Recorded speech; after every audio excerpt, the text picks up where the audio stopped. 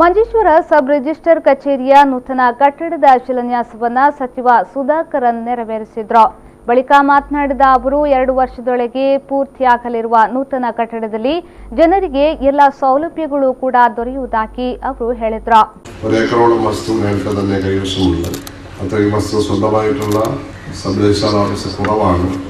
ഇപ്പോൾ നമ്മുടെ രജിസ്ട്രേഷൻ വകുപ്പ് ഇവിടെ സ്വന്തമായി കെട്ടിടം നിർമ്മിക്കാൻ തീരുമാനിക്കുകയും അതിനുള്ള ശിലാസ്ഥാപനം എന്നിവിടെ ഇപ്പോൾ നടത്തുന്ന പരിപാടിയാണ്.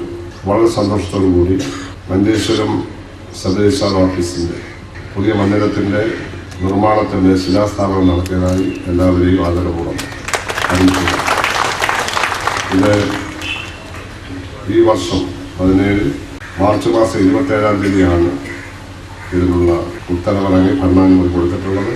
ഈ വർഷം ഒട്ടും താമസിയാതെ തന്നെ മെയ് മാസം 14 തന്നെ സാങ്കേതിക അനുമതി കൊടുത്തു. തുടർന്ന് ടെൻഡർ നടത്തി 2017 ജൂലൈ 29-ന് 14 മാസത്തെ കാലാവധിയിൽ ഇത് കരാറുറപ്പിച്ചിരിക്കുക. ಮಂಜೇಶ್ವರ ಶಾಸಕ ಪಿಬಿ ಅಬ್ದುಲ್ ರಜಾಕ್ ಅಧ್ಯಕ್ಷತೆಯನ್ನು ವಹಿಸಿದ್ರು.